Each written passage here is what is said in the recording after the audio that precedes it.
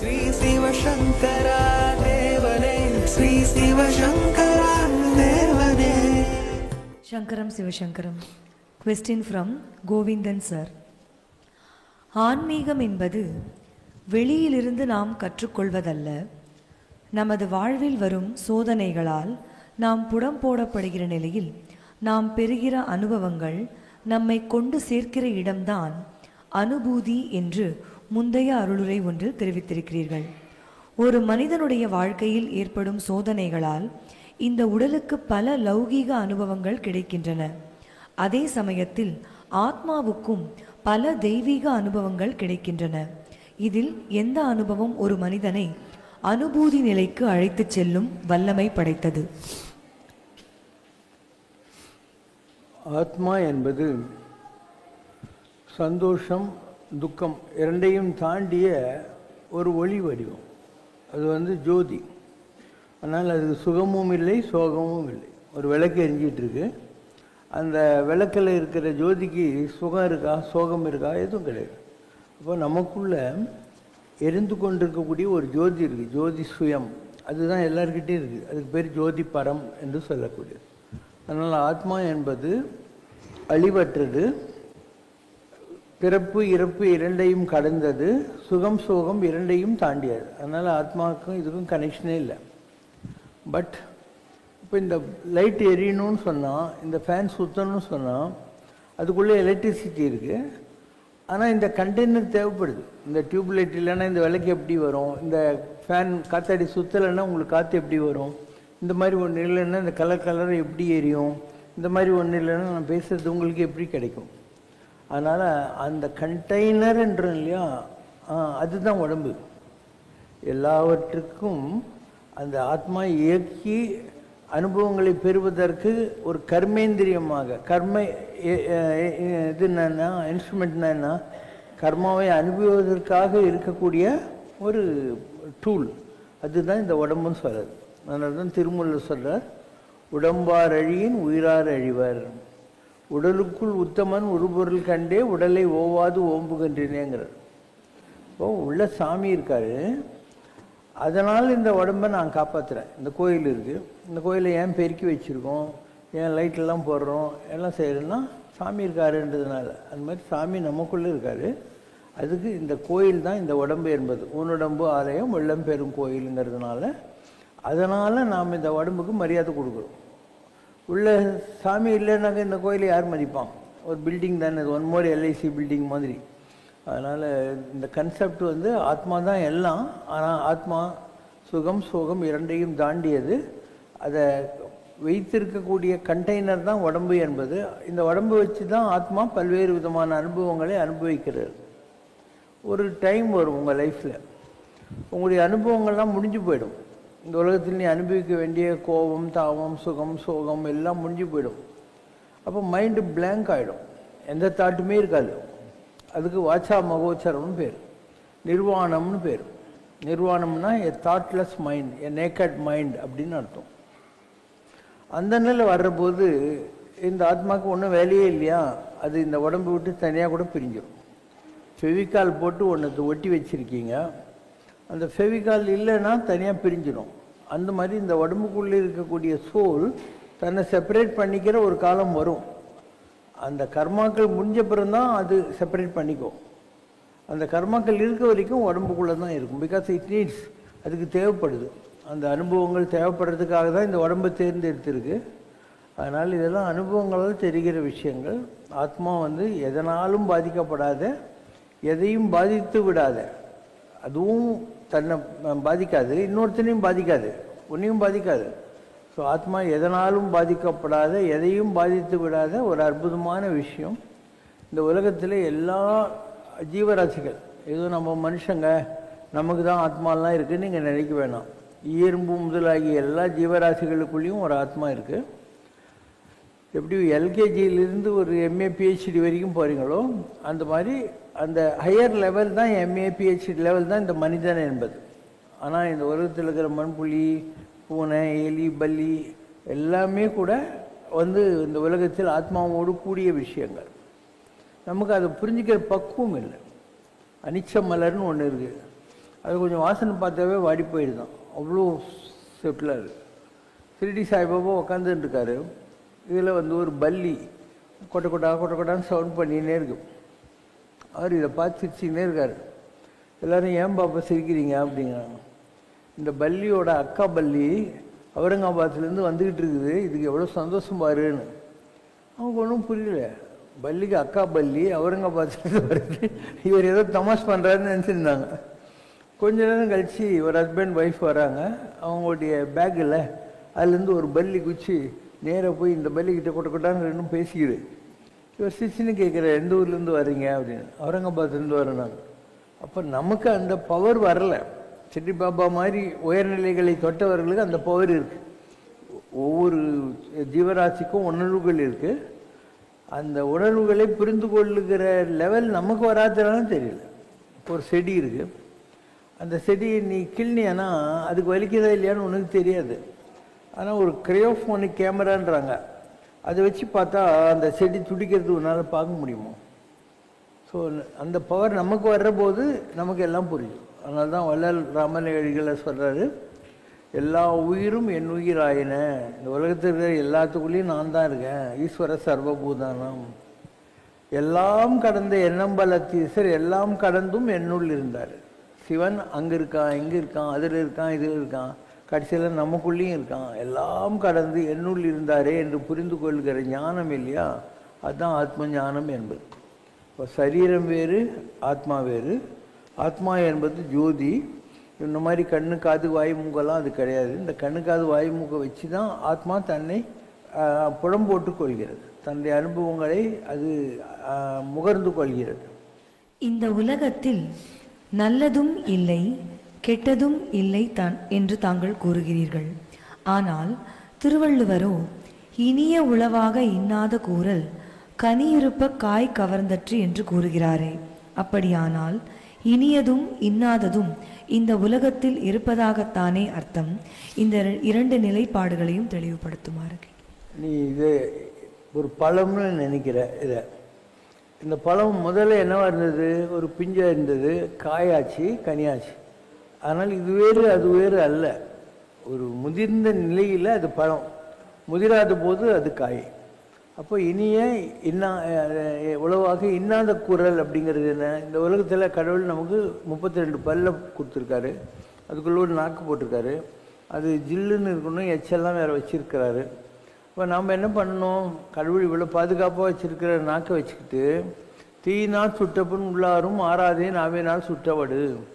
நெருப்பில் சுட்டால் கூட பர்னல் போட்டால் நல்லாயிடும். நம்ம ஒரு வார்த்தை யாரையாவது சொல்லிட்டா வாழ்நாள் பூரா ஞாபகம் வச்சுருப்பாங்க, என்ன அப்படி சொன்னேன்ல அப்படின்னு சொல்லி அது உள்ளுக்குள்ளே இருக்கும். அதனால் நம்ம முடிஞ்ச அளவுக்கு நல்ல வார்த்தைகளை பேசணும், இல்லை பேசாத இருக்கணும். அதான் ஒரு நாள் நல்ல வார்த்தை பேச முடியலன்னு பேசாத சைலண்ட்டாக இருந்தது. அப்போது எந்த ஒரு கான்ட்ரவர்சியும் வரவே போகிறதில்ல. கும்பகர்ணன் ராவணங்கிட்ட வர்றான், வந்து சொல்கிறான், ராவணா நீ சாம வேதம் பாடி சிவனையே மயக்கினவன், எவ்வளோ பெரிய தவம் செஞ்சுருக்க, அப்போது நீ இப்போது உன்னுடைய தவத்தினுடைய பலன்களையெல்லாம் அனுபவிக்கிற பலன் சாப்பிட போகிற. பலன்றது என்ன? கனிந்த நிலை. So now your time has come when you are have to eat fruits of your penance. இப்போ போய் சீதையை கொண்டாந்து வச்சுன்னுட்டு ரவுஸ் எல்லாம் பண்ணியிருந்தது தொந்தரவில் மாட்டிக்க போறியே அப்படிங்கிற போது அவன் சொல்லுவான், கனி கொய்யும் காலத்து ஐயா காய் கொய்ய கருதலாமா, பழம் சாப்பிட வேண்டிய ஆளியா நீ, இப்போ போய் காயை பற்றி ஏன் காயப்பட்டுக்கிற அப்படின்னு அர்த்தம் இருக்குது. அதனால் நம்ம எல்லாருக்குமே இது அப்ளிகபிள் தான். நம்மளால் நல்லது பார்க்கறது, நல்லது கேட்கறது, நல்லது சுவாசிக்கிறது, நல்லது பேசுறது, நல்லது செய்யறதுக்கு தான் இந்த மெய் வாய் கண்மூக்கு செவி என்ற பஞ்ச இந்திரியங்கள். இதை வச்சு உன்னால் நல்லது செய்ய முடிஞ்சால் ரொம்ப சந்தோஷம், இன்னும் கொஞ்சம் சொத்து சேர்த்துக்கிறேன்னு அர்த்தம். இதை வச்சு தேவையில்லாததை பார்க்கறது, தேவையில்லாத கேட்கறது, ஊர் உரும்பெல்லாம் கேட்கறது, தேவையில்லாத பேசுறது, தேவையில்லாத செய்கிறது, இதில் உனக்கு லைபிலிட்டி வரும். அசட்ஸ்னால் என்ன? சொத்து. லைபிலிட்டின்னா என்ன? உன்னுடைய கடன். அப்போது யாராவது வேணும்னே போய் கடனை சேர்த்துக்குவாங்களா? அசட்ஸு தான் சேர்க்கணும். You have to add to your புண்ணிய பலன்கள். அதனால் பார்ப்பான் அகத்திலே பார்ப்பசு 5 உண்டு. பார்ப்பான்னா ஐரு கிடையாது, இந்த உலகத்தை பார்க்கிறவன், உலகத்தை பார்க்குறான், அதனால் பார்ப்பான். அகத்திலே அவனுக்குள்ள பால் பசு 5 உண்டு. அதான் உடம்பு, மெய், வாய், கண்மூக்கு, செவி அப்படின்னு 5. பால் பசு 5ம் பாலை சொறிவன. நீ நல்லதெல்லாம் சம்பாதிக்கிறதுக்காக தான் இந்த மெய், வாய், கண்மூக்கு, செவி உங்கள்கிட்ட கடவுள் கொடுத்துருக்காரு. நீ அதை வச்சு உருப்படப்பாரு அப்படின்னு அர்த்தம். இதை நம்ம செய்கிறோமா இல்லையா? இந்த ஆப்டிமம் யூட்டிலைசேஷன் ஆஃப் தி ஆர்கன்ஸ்ன்ற மாதிரி நல்ல விஷயங்களை எங்கே தேடுறோம்? நம்ம கண் பசி எடுத்த பூனை போல் அலையாதேன்னு நம்ம கண் அலைஞ்சிகிட்டே தான் இருக்கு. ஒரு தத்தாத்திரேயர்னு ஒரு பெரிய மகான் இருந்தார். அவர் 36 விதமான குரு எனக்கு இருந்தாங்க உலகத்தில்ன்றார். அவங்க யாரா பெரிய தாடி சாமியாருங்களான்னு பார்த்தா இல்லை. உலகத்தில் இயற்கையில் இருக்கக்கூடிய ஒவ்வொரு விஷயத்தையும் சொல்லி இதை பார்த்து இப்படி கற்றுக்கினேன். இப்போ மான் இருக்குது, நான் 4-5 சொல்லு. அதுக்கு மியூசிக் பிடிக்குமா? I learnt avoiding distractions and temptations from the deer. I learnt dangers of greed and overindulgence from the fish. I learnt attachment leads to bondage and suffering from pigeons. I learnt contentment and acceptance of what life brings from the python.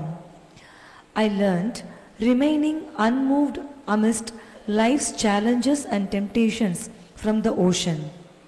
உலகத்தில் 36 இயற்கையான பொருள்களை பார்க்குறாரு. ஒரு மலைப்பாம்பு, ஒரு pigeon, சமுத்திரம், இதெல்லாம் பார்த்து இதுலேருந்து இப்படி கற்றுக்கினேன், இதுலேருந்து இப்படி கற்றுக்கினேன் அப்படிங்கிறார். அப்போ நம்மை சுற்றி ஒரு பெரிய பாடசாலை இருக்க கடவுளுடையது.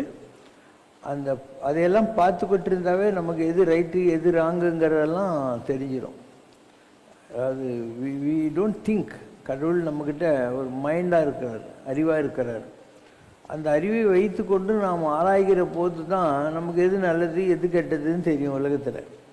ஸோ இதெல்லாமே கடவுள் நம்மளுக்காக பண்ணி வச்சுருக்கிற விஷயந்தான். அந்த அறிவு 2 விஷயம். ஒன்று உலகத்தில் இருக்கிற விஷயங்களை பார்த்து புரிஞ்சுக்கிட்டு நம்ம வாழ்க்கையில் அப்ளை பண்ணுறது. ஓகே, நாலெட்ஜை விட அது application of knowledge is very இம்பார்ட்டன்ட்னு வாங்கும், அதுக்காக வரும். இன்னொருத்தன் கஷ்டப்பட்டுன்னு இருக்கான், அதை பார்த்துட்டு நம்ம மனசில் ஒரு கருணை வரலன்னு வச்சுக்கோ, அப்போ அந்த அறிவினால் என்ன யூஸ்? திருவள்ளுவர் சொன்னார், அறிவினால் ஆவதுண்டோ பெரிதின் நோய் தன்னோய் போல் நோக்கா கடை. மற்றவனுடைய கஷ்டத்தை நம்ம கஷ்டம் மாதிரி பார்க்குற பக்குவம் நமக்கு வரலன்னா அறிவை வச்சுக்கிட்டு இந்த உலகத்தில் நாம் என்ன சாதிக்க போகிறோம் அப்படின்னு அர்த்தம். ஸோ ஒவ்வொன்றுத்துக்கும் நம்மக்கிட்டேயே கடவுள் இருக்கார், நமக்கு நல்ல வழியெல்லாம் காட்டின்னு இருக்காரு. நாம் தான் தேவையில்லாத விஷயங்களில் போய் வேஸ்ட் பண்ணுது. ஒரு கோயிலுக்கு போகிறோம், கோயிலில் போய் சாமி கும்பிடலாம் உருப்பிடலாங்கிறதுக்கு தான் கோயிலுக்கு போகிறோம். ஆனால் அந்த கோயிலில் நம்மளால் கான்சென்ட்ரேட் பண்ண முடியல. ஏதோ வந்தோமா இப்படி சாமிக்கு சாரே ஜகான்சி அச்சான்னு ஒரு செல்யூட் அடிச்சுட்டு மீதி நேரம் பூரா நம்ம கோயிலில் வித்தியாசமாக இருக்கும். மற்ற எந்த கோயிலுக்கு போனாலையும் அவங்க துணி எடுத்தது, டிவி சீரியலில் பார்த்தது, இந்த வாரம் என்ன நடக்க போகுதுன்னு சொல்லி அதை பற்றி ஒரு டிஸ்கஷன், இதெல்லாம் தான் பண்ணிகிட்டு இருப்பாங்க. அதனால் நமக்கு ஒரு பைசா லாபம் இருக்கா? கோயிலுக்கு போனதோடைய பர்பஸே அந்த சாமியை என்ஜாய் பண்ணுறதுக்கு. ஒரு வேளை நீ ரொம்ப பக்குவமான ஆள், இந்த மாதிரி கல் சிலெல்லாம் உனக்கு தேவையில்லைனாக்கா இன்ட்டிக்கண்டே குடிபத்துறோம் நாங்கள் தெலுங்கில். அப்படின்னா வீட்டில் இருந்தால் யாராவது வருவான் டிவி பார்க்கறதுக்கு, சொந்தக்காரன் கடங்காரன் எவனாவது வருவான். ஒரு கோயிலில் போய் தனியாக உட்காந்துட்டேனே யாருமே நீ ஃபோனை ஆஃப் பண்ணி வச்சியானே யாரும் ஃபோன் கூட பண்ண மாட்டான். இன்ட்டிக்கண்டேன்னா வீட்டை விட குடினாக்கா கோயில், பத்ரம்னா சேஃபான பிளேஸ்னு அர்த்தம். அப்போ ஒரு கோயிலுக்கு போய் எங்கேயோ ஒரு மூலையில் உட்காந்துட்டு நீ அழகாக சாமியை நினச்சிக்கிட்டு இருக்கிறதுக்கு வாய்ப்புகள் இருக்கா இல்லையா? இல்லையா? இது மாதிரி எல்லாத்துக்கும் வழிமுறைகள் இருக்கின்றன. மனிதர்களுக்கு அந்த நல்ல வழிக்கு போகணுங்கிற எண்ணத்தை விட டிஸ்ட்ராக்ஷன்ஸும் சொல்கிறேன் இல்லையா, இந்த புலன் உணர்வுகளால் எதையாவது போய் வம்பில் மாட்டிக்கணுங்கிற ஒரு புத்தி தான் நிறைய பேருக்கு இருக்குது. So everything is there. கடவுள் இந்த உலகத்தை அழகாக என்னை நன்றாக படைத்தான் தன்னை நன்றாக தமிழ் செய்யுமாறே அப்படின்னு ஆழ்வார் பாடுறார்.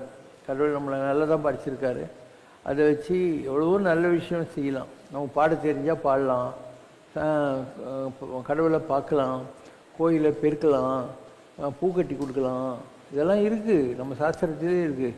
நெஞ்சே நிலை பெறுமாறு எண்ணுதியேல் நெஞ்சே, நெஞ்சமே நீ உருப்படணும்னு நினைச்சியானா நீ வா நித்தலும் எம்பிரானுடைய கோயில் புக்கு கோயிலுக்கு டெய்லி போ. புலர்வதன் முன் அலகிட்டு மெழுக்குமிட்டு பூமாலை புனைந்து ஏத்தி புகழ்ந்து பாடி தலையார கும்பிட்டு. பூமாலைன்னா பூ கட்டி கொடுக்கறது. இன்னொன்று பாமாலை, உனக்கு பாட தெரிஞ்சாக்கா கடவுளுடைய ஏதாவது தேவாரம் திருவாசகம் பிரபந்தம் இருக்கு இல்லையா, அதை பாடுறது. தலையார கும்பிட்டு கூத்துமாடி சங்கராஜய போற்றி போற்றி என்றும் அலை புனல் சேர் செஞ்சடை எம்மாதி என்றும் ஆரூரா என்று இன்றே அலரானில்லே. இதெல்லாம் பெரியவங்க சொல்லிட்டு போய்க்கிறாங்க. ஒரு கோயிலுக்கு போனால் எப்படி டிசிப்ளினாக இருக்கணும், எப்படி அங்கே இருக்கிற ஆம்பியன்ஸு அந்த அட்மாஸ்பியரை நம்ம யூஸ் பண்ணிக்கிட்டு நம்முடைய ஆத்மாவை எப்படி சார்ஜ் பண்ணிக்கணும், இப்படி எல்லாமே இருக்குது நம்ம சாஸ்திரங்களில். 100க்கு 90 பேர் அந்த கோயிலுங்கிற ஒரு இன்ஸ்ட்ருமெண்ட்டை வீணாக்கிடுறாங்க. அங்கே போயும் லௌகிகமான விஷயங்களை தான் பண்ணிக்கிட்டு இருக்கிறாங்க, ஒரு கதை தான் பேசிகிட்டு இருக்கிறாங்க. சாமியை கும்பிட்றது ஒரு 5 நிமிஷம் கூட இருக்காது. மீதி நேரம் பாதி நேரம் இந்த கோயில் நடைகடை சாத்தி இருக்கும். அதனால் என்ன பண்ணுவானுங்க, இவனுங்க வெயிட் பண்ண மாட்டாங்க. ஒரு ஆளை பார்க்கறதுக்கு யாரோ மந்திரி கூப்பிட்டான்னா 8 மணி நேரம் இருந்தாலையும் உக்காந்துக்கிறான் தேவடு காத்த மாதிரி. கடவுள் எல்லாரை விட பெரியவர், அவரை பார்க்கறதுக்கு நடை சாத்தி இருக்குனாக்கா இவன் வெயிட் பண்ணுறதே கிடையாது, போயின்னுக்கிறான். கோயிலை மிஞ்சி போனால் ஒரு ரவுண்ட் அடிச்சுட்டு போவான் கோயிலில், இல்லை அது கூட இல்லை அப்படியே போகிறவன்லாம் இருக்கிறான். இப்போ உலகத்தில் ஜனங்க ரெஸ்ட்லெஸ்ஸாக இருக்காங்க. அவங்களுக்கு எது நல்லது எது கெட்டதுன்னு தெரியல. ஒரு ப்ரியாரிட்டிஸ் லைஃப்பில் வந்துச்சுனாக்கா நம்முடைய பெரியவங்கெல்லாம் எப்படியெல்லாம் கடவுளுக்காக அழுதாங்க தொழுதாங்கன்னு இருக்கு இல்லையா, அதெல்லாம் நாமளும் பண்ணுவோம். இன்றைக்கி அந்த அளவுக்கு நல்ல பக்தர்களெல்லாம் கிடையாது. இப்போ கண்ணப்ப நாயனார் கண்ணை பிடுங்கி கொடுத்தாரு, சிவனுக்கு கண்ணில் ரத்தம் வருதுன்னா நம்மலாம் கொடுப்போமா? நம்ம கடவுளுக்கு யாரோ சேவனை பண்ணிட்டாங்கன்னுவோம் இல்லையா. கடவுளுக்கு யாரோ சேவனை பண்ணிட்டா அது என்ன கடவுள் இல்லையா. அந்த கண்ணப்பன் அப்படின்னு நினைக்கல. ஐயோ கண்ணுக்கு ரத்தம் வருதுன்னு ஒரு கண்ணை பிடிங்கி வச்சான், அடுத்த கண்ணிலையும் வச்சு அடையாளம் இல்லையான்னு செருப்புக்கார வச்சுன்னுட்டு துணுவான்னு ஆரம்பித்தான். அப்போ கடவுள் சின்னன்னு அவன் பேர் நில் கண்ணப்பா அப்படின்னாரு. உடனே அவன் கண்ணப்பன் ஆகிட்டான். சிறுத்தொண்டர் சிவபெருமான் பிள்ளைக்கறி பண்ணி எனக்கு பிரியாணி பண்ணுன்னாரு. ஒரு கேள்வி இல்லை, சிவனடியார் வந்துட்டார், அவ்வளோதான் போட்டான். இன்னொருத்தன் சிவனடியார் இவரை கொலை பண்ணுறதுக்காக கத்தி ஒழிச்சு வச்சுன்னு வர்றான். இவருக்கு நல்லா தெரியும் என்னை குத்த தான் வந்திருக்கான்னு. ஆனால் அவன் நெத்தியில் விபூதி பார்த்த உடனே சிவனே என்னை கொலை பண்ண வந்திருக்கான் அப்படின்னு நினச்சிட்டு குத்தலாம் பரவாயில்லன்ற மாதிரி பண்ணவங்கெல்லாம் இருக்காங்க. அதனால் வாழ்க்கையில் எல்லாம் நம்ம பெரியவங்க கற்றுக் கொடுத்துருவாங்க. ஆழ்வார்களுடைய வரலாறு படி, நாயன்மார்களுடைய வரலாறு படி, மகாபக்த விஜயத்தில் பாண்டரங்க பக்தர்களெல்லாம் எப்படியெல்லாம் கடவுள்கிட்ட இருந்தாங்கன்றதை படி, எல்லாத்தையும் பார்க்க நம்ம பக்தி ஒன்றுமே இல்லைன்னு ஒன்று தெரியும். வாழ்க்கையில் நான் கடவுளை தேடி அலைஞ்ச காலம்னு ஒன்று இருக்குது, ரொம்ப சீரியஸ். இப்போ ரத்னகிரியில் ஒரு சாமி இருக்காங்க. அவர் எனக்கு 1968 அவர் உட்காந்த நாள்லேருந்தே எனக்கு அவருக்கு தெரியும். அப்போ அவர் சொன்னார், நீ இவ்வளோ பூஜை பண்ணுற, இவ்வளோ கோயில்கள்லாம் சுற்றுற, உனக்கு கடவுள் என்ன செஞ்சார், இனிமேல் நீ கோயிலுக்கெல்லாம் போகாத அப்படின்னார். நிஜமாக சொன்னார், அதாவது ஒரு காரணத்துக்காக சொன்னார். நான் மெட்ராஸுக்கு அவருக்கு எழுதினேன், சாமி நீ சொன்னதை நான் யோசனை பண்ணி பார்த்தேன். நான் கண்ணப்பன் 30 அன்பினால் கண் அப்போ வரலேனாள். கண்ணப்பனை மாதிரி நாளைக்கு இந்த கோயிலில் சாமிக்கு இது வந்துச்சுன்னா நான் கண்ணை பிடிங்கி வைக்க போகிறேன்னா வாளால் மகவறிந்து ஊட்ட வரலேனாள். சிறுத்தொண்ட நாயனார் மாதிரி ஒரு ஒய்ஃப் சொல்லிட்டா, ஏன்னா இவன் கொசவன் இப்படி சாணியை இது களிமண்ணை மெரிக்கிற போது குழந்தை விளையாடி நினச்சி அதையும் போட்டு மெரிச்சிட்டான். இவன் ஒய்ஃப் ஏன் பாவி குழந்தைய கொண்டுட்டியன்னா இவன் சாரின்னு போகிறான். தீண்டினால் திருநீல கிளம்பிட்டான், எனக்கு தொட்டியானாக சிவன் மேலே ஆனான்ட்டு. ஸோ ஒய்ஃபை தொடாமல் இருந்தார். அதுக்கப்புறம் மாமனார் பார்த்தான், சரி இவங்களுக்கு குழந்தை இல்லைன்னு சொல்லி மச்சின்சியை கல்யாணம் பண்ணி வச்சார். அவன் சும்மா இந்த தொலைக்கக்கூடாது, என் பெரிய பொண்ணை எப்படி நல்லா பார்த்துக்கிறீங்களோ அதே மாதிரி என் 2வது பொண்ணையும் பார்த்துக்கணும்னா. ஆனால் அவளையும் இவன் தொடர்றதே இல்லை. அப்போது சிவபெருமான் என்ன பண்ணுறாரு, ஒரு கிழவ நாட்டு தண்ணியில் ஐயோ நான் முழுகிறேன் என்னை நீ தூக்குன்னு. இவர் போய் தூக்குறாரு, இல்லை நீ அவன் ஒரு ஒய்ஃப் 2 பேரையும் கூப்பிடுன்னு. இல்லை நான் அவங்கள தொடக்கூடாது அப்படின்றாரு. அதெல்லாம் எனக்கு தெரியாது, நீ பாவத்தை தேடுறியா என்னை காப்பாற்ற போறியா அப்படின்னு. அப்போ அந்த ஒய்ஃபோ 2 பேர் இவன் தண்ணிக்குள்ளே முழுகி சிவனை தூக்குறாங்க. தண்ணியிலேருந்து வெளியே வர்றபோது எந்த வயசில் அவங்க அந்த யூத்து இழந்துட்டாங்களோ அந்த ஏஜில் 3 பேரும் எழுறாங்க.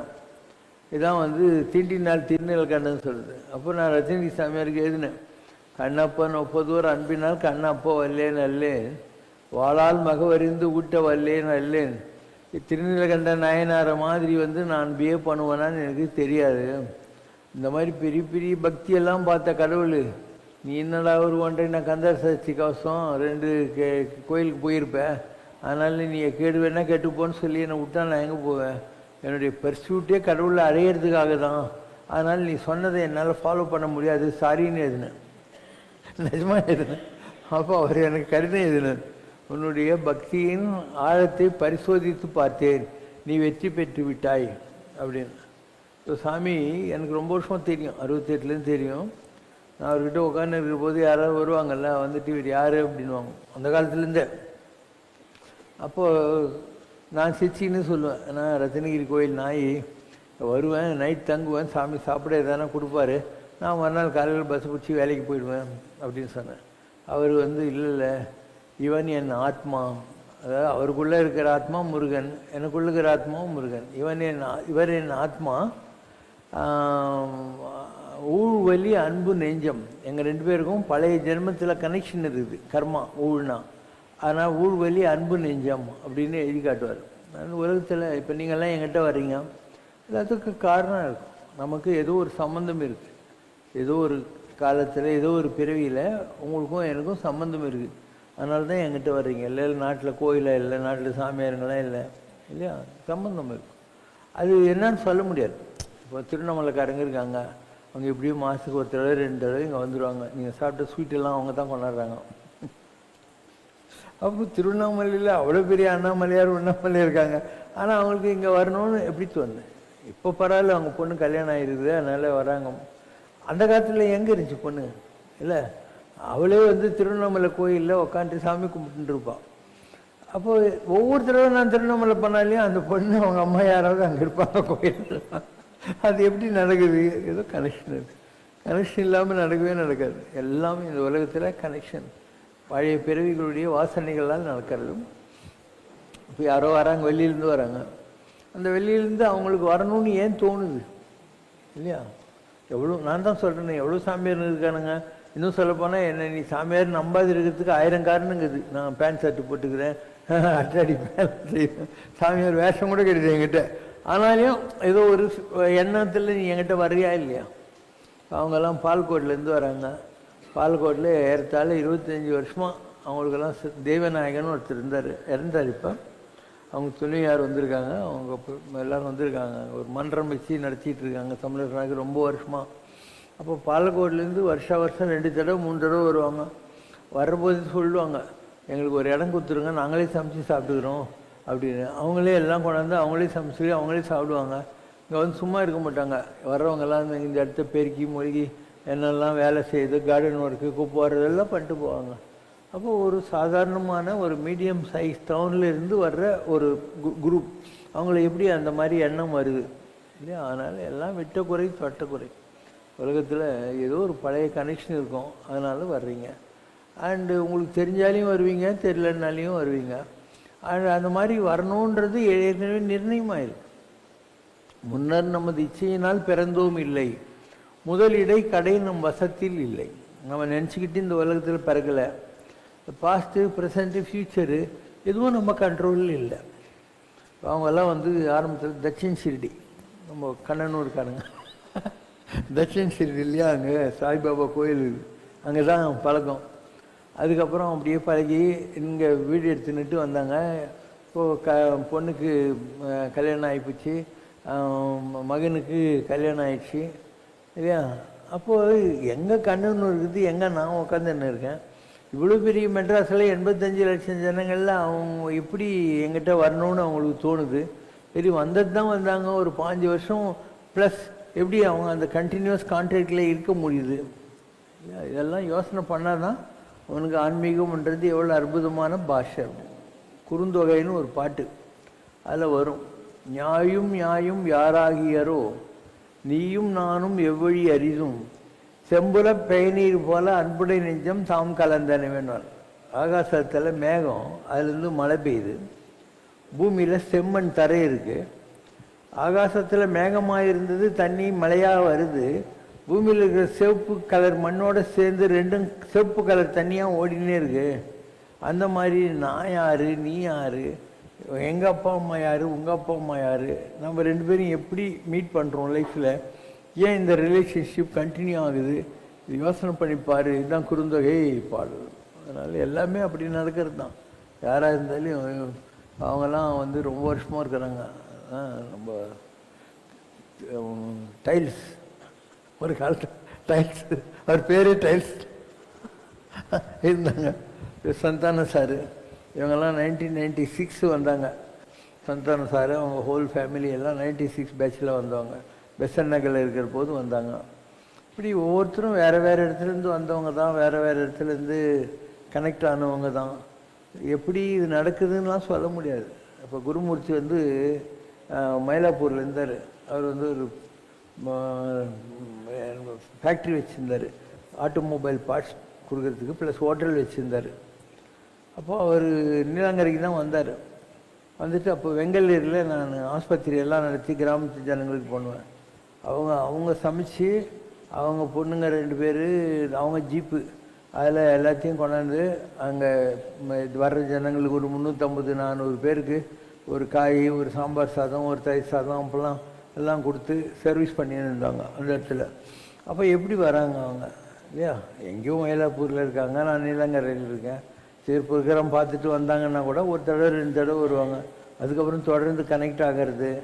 அதுக்கப்புறம் அவங்க பசங்க பொண்ணுங்க கல்யாணம். அதுக்கப்புறம் நான் தான் சொன்னேன், நீங்கள் வந்து இங்கே வீடு வாங்கின்னு வந்துடுங்க, இடம் வாங்கின்னு வந்துடுங்கன்னு சொன்னேன். இப்படி இதெல்லாம் ஏன் நடக்குது நீ சொல்லு. ஹவு ஏதோ எந்த சம்மந்தமே இல்லை. அப்போது நீ இடம் வாங்குன்னு சொல்கிறேன், நீ பொண்ணை படிக்க வைன்றேன், பெரிய பொண்ணுக்கு நான் தான் மாப்பிள்ளை பார்த்து கல்யாணம் கட்டி வைக்கிறேன். இப்போ ஆஸ்திரேலியாவில் போய் 2 குழந்தைங்களோட செட்டில் ஆகிட்டான். அவளுக்கு 2 குழந்தைங்க இருக்காங்க. எங்கள் உட்காந்து இப்போ ஒல்லியாக ஒரு பொண்ணு, அது அவளுக்கு ஒரு தங்கச்சி வச்சுருக்கா. ஸோ இதெல்லாம் எப்படி நடக்குது? இங்கே வர்ற எல்லாருக்கும் பின்னாலேயும் ஒவ்வொரு கதை இருக்கும். ஏன் வராங்க, என்ன பண்ணுறாங்க, அவர் எந்த ஒரு காரணம் செய்யாது நம்ம சார் இல்லை. ஆனால் அவருக்கு ஏதோ ஒரு கனெக்ஷன் வந்துட்டாங்க. அந்த பாலின் ஆஸ்திரேலியாக்காரங்க, அவங்க இங்கே எப்படி கனெக்ட் ஆகுறாங்க, ஹார்ட்டில் கனெக்ட் ஆகுறாங்க. இந்த பொண்ணு இவங்க சிஸ்டர், இவங்கெல்லாம் எப்படி கனெக்ட் ஆகுறாங்க யோசனை பண்ண. அவங்கெல்லாம் எங்கேயோ டி நகரில் வீடு வச்சுருந்தாங்க. அவங்க அப்பா பாம்பேயில் ஒரு பெரிய கம்பெனியில் பெரிய போஸ்ட்டில் இருந்தார். அவங்க குடும்பத்தில் ஒரு 30-40 ஃபேமிலிஸ் எங்கிட்ட வராங்க. அவங்க குடும்பத்தில் 30-40 ஃபேமிலிஸ் வராங்க. எல்லாம் மூலைக்கு இருக்காங்க. எல்லாம் இருக்கு. இப்படி ஏன் வர்றாங்க தெரியாது. அது கனெக்ஷன் ஒட்டுது ஒட்டாமல் போகுது தெரியாது. ஏன் ஒட்டுது ஏன் ஒட்டாமல் போகுது அதுவும் நமக்கு தெரியாது. எவ்வளோ இருக்கோ அது ஒட்டும், இல்லாதது ஒட்டாது. இங்கே இருக்கிற எல்லாரும் அப்படி வந்தவங்க தான். So you have to witness. பேரூராற்றுப்படுவும் பனை போல் காட்சி தெளிந்தனம். ஒரு கட்டையை தூக்கி ஆற்றுல போட்டால் அந்த ஆற்றோட போக்கில் கட்டை போகுமா, அந்த மாதிரி நம்முடைய வாழ்க்கை என்பது நம்மளை மீறி தான் போகுது. வாழ்க்கை எனும் ஓடம் வழங்குகின்ற பாடம் அதுதான் வாழ்க்கை. என்ன நடக்குது எல்லாம் அதனுடைய போக்கில் நடக்கும், வேடிக்கை பார்க்கணும். எல்லாரும் ஒட்ட மாட்டாங்க. இப்போ நான் ஒரு 36-37 வருஷமாக இந்த வேலையை செய்கிறேன். 37 வருஷத்தில் எத்தனை லட்சம் பேருக்கு நான் மீட் பண்ணியிருப்பேன். எல்லாருக்கும் மரியாதை கொடுப்பேன், எல்லாரையும் கவனிப்பேன், எல்லாம் செய்வேன். எத்தனை பேர் ஒட்டுறாங்க நீயே பாரு. வருவாங்க, நாமளே சொல்லுவோம், போய் மேலே தரிசனம் பண்ணுங்கன்னுவோம், அவங்களுக்கு பிரசாதம் கொடுத்தியான்னு சொல்லுவோம், எல்லாம் தான் செய்கிறோம். ஆனால் அவங்களால கண்டினியூ பண்ண முடியுதில்லை. ஏதோ டிவியில் பார்த்தோன்ட்டு இல்லை யாரும் சொன்னாங்கன்ட்டு ஒரு தடவை வந்துட்டாவே பெரிய விஷயம். அந்த ரிலேஷன்ஷிப் கண்டினியூ ஆகிறதில்லை. அது எப்படி கண்டினியூ ஆகாத போகுது? நம்மளை யாரோ பாராட்ட போகிறாங்கங்கிறதுக்காகவோ யாரோ திட்ட போகிறாங்கங்கிறதுக்காக நம்ம வேலையை செய்யாமல் இருக்க முடியாது. நம்ம வேலையை நம்ம செய்யணும், செஞ்சுக்கிட்டே இருக்கணும். அந்த மாதிரி தான் நானும் பண்ணிக்கிட்டே இருக்கேன். இல்லை நல்ல பேரும் வரும், கெட்ட பேரும் வரும். நமக்கு இதுலேயும் லாபம் இல்லை, அதுலேயும் லாபம் இல்லை. நம்ம வேலை இதுதான் கடவுள் நமக்கு கொடுத்துருக்கு. என்னை பற்றி வேலையில் வரும். அருட்சேவை வழி மார்க்கத்தினாலே நிறைந்தனல் பெருமைதனே நிலவுலகத்து படைக்க அருளாக எழுந்தனல் மாதவனே. எனக்கு என்ன வேலை கடவுள் கொடுத்துருக்காரு? ஜனங்களுக்கு சர்வீஸ் பண்ணுறது. உங்கள் குடும்பத்தில் ரேஷன் கார்டில் பேர் இல்லாத ஒரு மெம்பர், உங்களுக்கு எது நல்லதோ, படிக்க வைக்கணுமா, பசங்களை கல்யாணம் பண்ணி வைக்கணுமா, வீடு வாங்கணும், எது அவங்கவுங்களுடைய இது இருக்கு இல்லையா, ஒரு லெவல் இருக்குது, அதுக்கேற்ற மாதிரி அவங்களுக்கெல்லாம் அட்வைஸ் கொடுக்குறது. அதுக்குள்ள அனுபவம் நம்மக்கிட்ட இருக்குது இல்லையா. அதாவது கல்வியெல்லாம் கற்பித்தாய் நின்பாலேயும் காண வைத்தாய். எல்லாத்தையும் கற்றுக் கொடுத்தேன், எல்லாத்தையும் விட முருகா ஒன்றை லவ் பண்ணுறதுக்கு கற்றுக் கொடுத்தேன். எதுக்காக? யாம் மோதிய கல்வியும் எம்மறிவும் தாமே பெற வேறவர் தந்ததினார். முருகனுக்கு தேவைப்பட்டது, அதனால எல்லாத்தையும் கற்றுக் கொடுத்தாரு அப்படின்னு அர்த்தம். இப்போ நாம் இவ்வளோ பெரிய இன்ஸ்டிடியூஷனை உருவாக்கி இருக்கிறது, ஜனங்க எல்லாரையும் ஒரே மாதிரி நடத்துறது, அவங்களுக்கு நல்லது சொல்கிறது, நல்லது செய்யறது, இதெல்லாம் என்ன இதுதான் வேலை. கடவுள் எனக்கு கொடுத்த வேலையை நான் ரொம்ப அழகாக பண்ணிகிட்ருக்கேன். அண்டு எனக்கு யார் தெய்வம் தேவையில்லை, யார் பணமும் தேவையில்லை, காலெல்லாம் கடன் கிடையாது, வசதியாக தாங்கிறோம், எனக்கு ஒன்றும் ப்ராப்ளம் கிடையாது. இதெல்லாம் மக்களுக்கு புரியுன்ற. அவங்க சாமியார்னா ஏதோ தொப்பையை போட்டுன்னு உட்காந்துருப்பார், எல்லாருக்கிட்டும் துட்டு வாங்கி அவர் ஜாலியாக இருப்பார். ஏழைங்களாகவே இருப்பாங்க. சாமியார் பணக்காரனா குண்டு தொப்பை போட்டுன்னு உட்காந்துருப்பாங்க. நான் எதையுமே எடுக்க மாட்டேன். திருவண்ணாமலைக்காரங்க அவ்வளோ ஸ்வீட் வாங்கிட்டு வந்தாங்க, இவ்வளோ பழம் வந்துச்சு, எல்லாத்தையும் உங்களுக்கு தானே கொடுத்தேன். இனி யாரோ சாக்லேட்லாம் கொண்டு வந்தாங்க, எல்லாம் உங்களுக்கு தானே கொடுக்குறேன் இல்லையா. I keep on distributing. அதனால் மக்களுக்கு ஒரு உண்மையான ஞானியை, ஒரு உண்மையான ஆன்மீகத்தை புரிந்து கொள்வதற்கான காலம் இன்னும் கனியவில்லை. திருமூலர் சொன்னான் இல்லையா, ஞானி ஞானி என்று சொன்ன பேய்கள் கோடி கோடி என்றான். அவன் தாடி வச்சுன்னு கையில் வாத்தோட்டுற குச்சி வச்சு நான் சாமியார் தான், நான் சாமியார் தான்றான். அவன்லாம் சாமியார்களே வரமாட்டான். ஞானி என்று சொன்ன பேய்கள் அப்படிங்கிறார் திருமூலர். அப்போ எந்த வேஷமும் கட்டாமல் எல்லாரையும் ஒரு மாதிரி நடத்தி நல்ல யோசனை பண்ணு. இங்கே ஜாதி இருக்கா, மதம் இருக்கா, யார் வேணா வரலாம். திருவண்ணாமலை மாதிரி ஸ்ரீவில்லிபுத்தூர் அருகில் உள்ள சதுரகிரி மலையும் மிகவும் மகிமை வாய்ந்த சித்தர்கள் தவமியற்றிய மலையாக கருதப்படுகிறது. சதுரகிரி மலை அத்ரி மகரிஷி, அகஸ்தியர், கோரக்கர், பதஞ்சலி முனிவர் போன்ற மகான்கள் தவமியற்றிய மலை என்று இந்த மலை பற்றிய சில குறிப்புகள் தெரிவிக்கின்றன. தங்களுக்கு சதுரகிரி மலையின் தெய்வீக மகத்துவம் பற்றியும் கூறுவோம். எல்லா மலை மேலேயும் இந்த மாதிரி மகான்கள், ஏதோ ஒரு சிவன் கோயில் இல்லை ஒரு முருகர் கோயில், அங்கே வந்து தவம் செய்தவர்கள், இதெல்லாம் சகஜம். இந்த ஜனங்கக்கிட்ட போய் மாட்டிக்கக்கூடாதுன்றதுனால அவங்க இந்த மாதிரி உயரமான இடங்க காடுகளுக்கு போய் தங்களை ஒதுக்கிக்கிறாங்க. இங்கே இருந்தால் லௌகீகமாக ஜனங்க வருவாங்கங்கிறதுனால. அப்படி ஒவ்வொரு மலைக்கும், இப்போ பர்வத மலை இருக்குது, திருவண்ணாமலைக்கு போகிற வழியில் இருக்குது, அவலூர்பேட்டையாக என்ன போலூர்கிட்டேங்க. அதுக்குள்ளே நீ போனோன்னா மலை இப்படி செங்குத்தாக இருக்கும், கடப்பாறை இருக்கும். ஸோ ஒரு கடப்பாறை பிடிச்சின்னு இப்படி மாற்றி இப்படி ஏறி போகணும். அங்கே ஒரு காலத்தில் தண்ணி கிண்ணி எதுவுமே இருக்காது. இப்போ யாரோ ஒரு ட்ரம்மில் கொண்டாடுறாங்க, ஏன்னா தண்ணியே இருக்காது. நான் வந்து 14 செப்டம்பர் 1987 or 88 அந்த மலைக்கு தனியாக போயிட்டேன். அதெல்லாம் தனியாக போயிட்டேன். போய் நானும் மல்லிகார்ஜுன சாமியும் ஒரு அந்த மூலஸ்தானத்திலே படுத்துன்னு இருப்பேன். நான் எதுவுமே எடுத்துன்னு போகல, சட்டு போட மாட்டேன், செருப்பு போட மாட்டேன். ஸோ ரொம்ப அங்கே உண்மையில் சாமி நான் தான் இருக்கிறோம். தண்ணி கூட இல்லை, அங்கே இருக்கிற அழுக்கு தண்ணி இல்லை. ஒரு பாறை மேலே அதை துண்டில் வடிகட்டி கொஞ்சம் குடிச்சிட்டு உட்காந்துருந்தேன். அதுக்கப்புறம் அங்கே ஒரு மெட்டல் ஷெட் இருக்கும், அதில் யாரோ கொஞ்சம் மிளகாத்தூள் வச்சுருந்தான், உப்பு கூட இல்லை. ஸோ அந்த மிளகாத்தூள் எடுத்து ஒரு சின்ன மண் சட்டியில் 4 குச்சி வச்சு சுடு தண்ணி காய்ச்சி வெறும் மிளகாத்தூளை குடிச்சிட்டு உட்காந்துருந்தேன். நான் என்ன மாதிரி நீங்கள்லாம் கஷ்டப்பட்டீங்க இருக்க மாட்டேங்க. ரொம்ப கஷ்டப்பட்டோம். பர்வத மலை வித்தியாசமான அனுபவங்கள் இருக்கும். மகேந்திரகிரி மலை என்ன, பார்க்காத மலை இருக்கா, நம்பி மலை என்ன, தனியாக போவேன். நான் எங்கே வேணால் தனியாக போயிடுவேன், தனியாக உட்காந்துன்னே இருப்பேன். ஒரு பாறை மேலே உட்காந்துருப்பாங்க, ஏன்னா ரூம் கட்டியாக விட்டுக்கிறாங்க உனக்கு யாத்திரை.comல. நான் பாட்டி பாறை மேலே உட்காந்துருவேன். பக்கத்துலேயே ஒரு கரடி வாக்கிங் மாதிரி போயினே இருக்கும். நம்ம தியானம் பண்ணுற போது அந்த பவருக்கு பாம்புங்கள்லாம் வந்து நெஞ்சு மேலே உட்காரும். நம்ம பயப்படவே மாட்டோம், அது பாடிக்கு கிடப்போம். நம்ம எல்லா காட்டுக்கும் போயிருக்கோம், எல்லா அனுபவம் பண்ணி இதெல்லாம் விட்டு சொல்லு. இதெல்லாம் நம்ம ஊரில் இருக்கிற காடுங்க. எங்கே இருக்குது கைலாச மலை நீயே சொல்லு, 19,800 அடி உயரம். நான் எந்த காலத்துலேயுமே வந்து குதிரை ஏறாமல், யாக்கு மேலே ஏறாமல் நடந்தே போய் நடந்தே வருவேன். நான் அவ்வளோ 11 தரிசனம் பண்ணியிருக்கிறேன் கைலாசத்தெல்லாம். பலவிதமான தெய்வீக அனுபவங்கள் எல்லாம் வந்து வாங்கியிருக்கோம், ஒவ்வொரு இடத்துலேருந்தும் வாங்கியிருக்கோம். அது யாருக்கு தலையில் எழுதியிருக்கோ அவங்க தான் போவாங்க. இதுக்கு முன்பிறவிகளில் இந்த மாதிரி காடு மூடு பிடிச்சிட்டு யார் அலைஞ்சாங்களோ அவங்களுக்கு தான் இந்த பிறவியில் அந்த எண்ணங்கள் வரும். இல்லைன்னா உங்களுக்கு அந்த தாட்ஸ் வராது. இல்லைன்னா அந்த இடத்துக்கு ஏன் போகணும் இல்லையா. நம்பிமலையில் பெருமாள் கோயில் இருக்கிற இடம் வரைக்கும் ஓரளவு சேஃபு.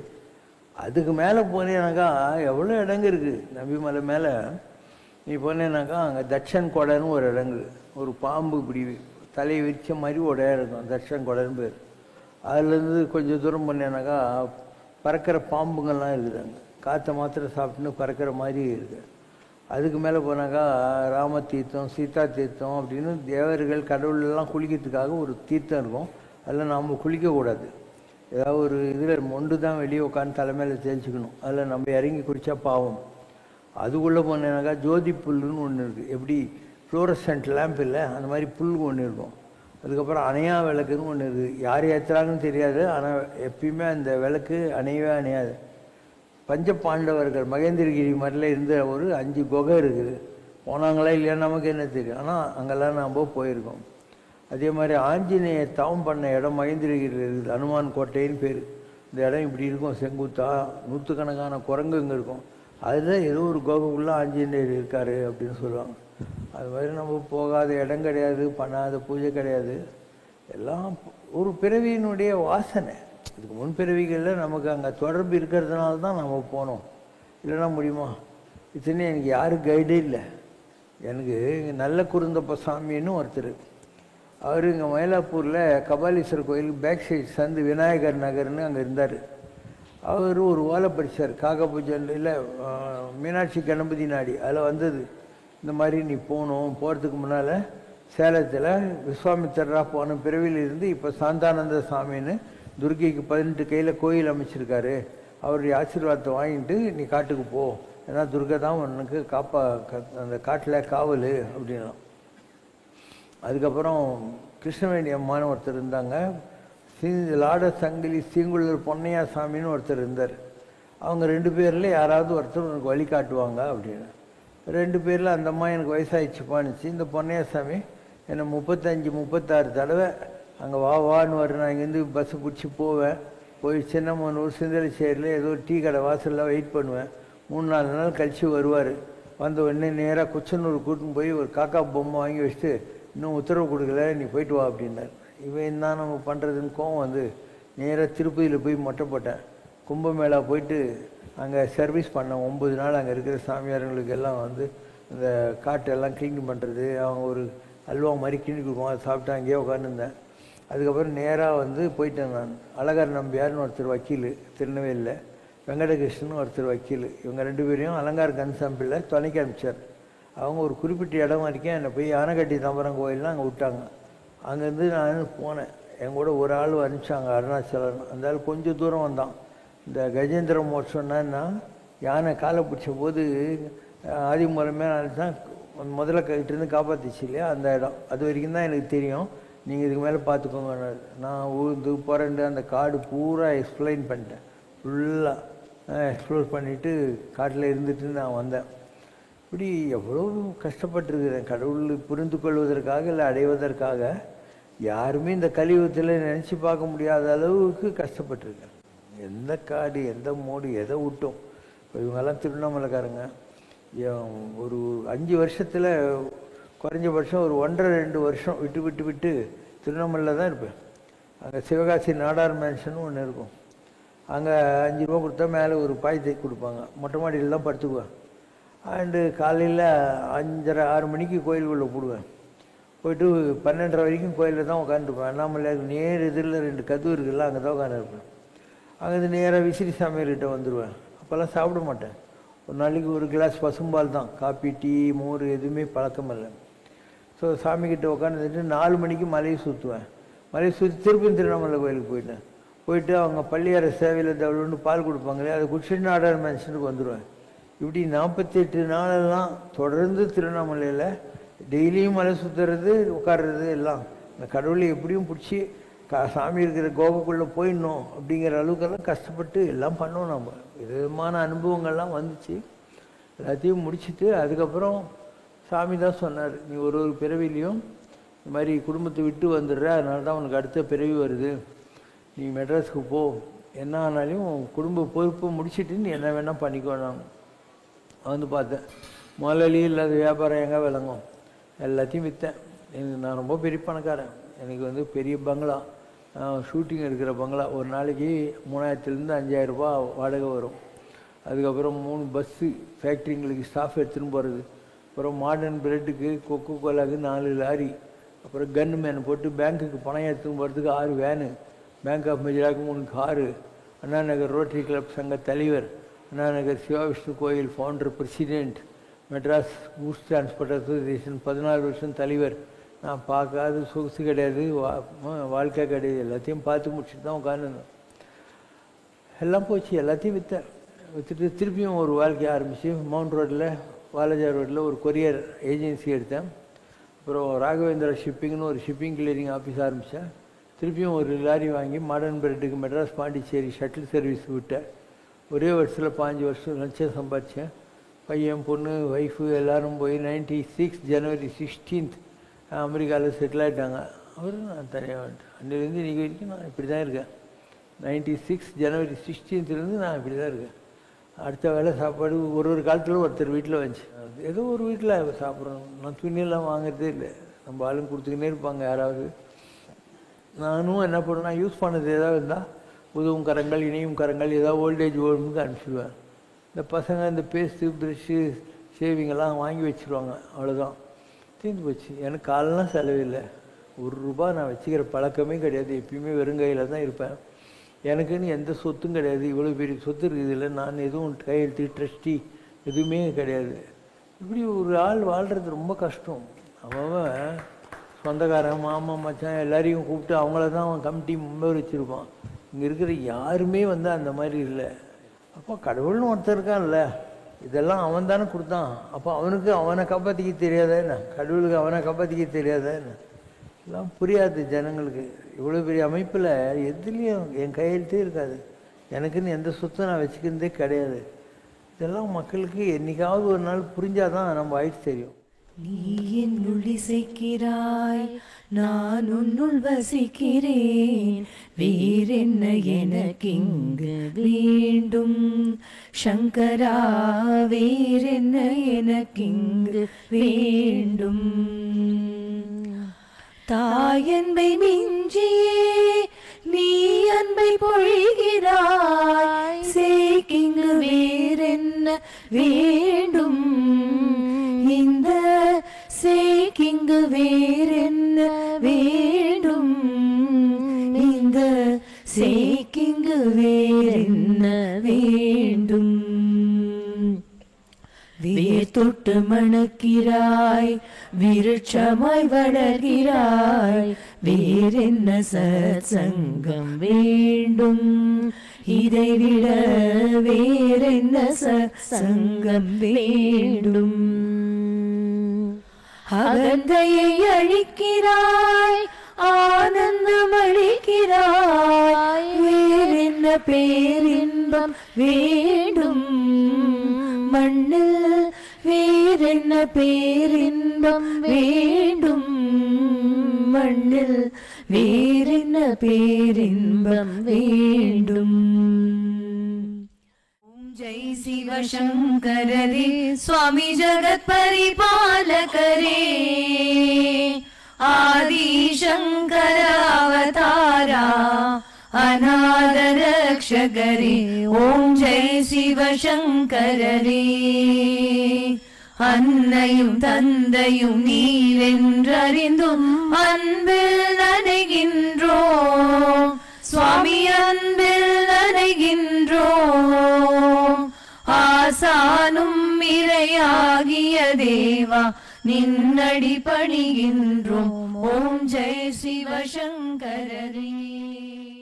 ஒன்றுமில்லை மறைமூர்த்தி கண்ணா, குறை ஒன்றும் இல்லை கண்ணா, குறை ஒன்றுமில்லை கோவிந்தா.